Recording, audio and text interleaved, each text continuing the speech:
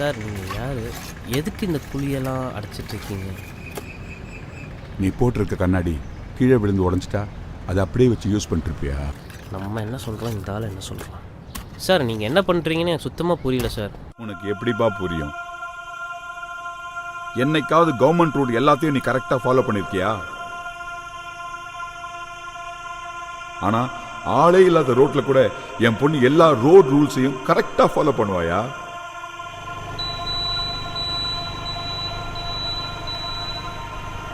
அவ எல்லா ரூல்ஸையும் ஃபாலோ பண்ணி என்னப்பா பிரயோஜனம்?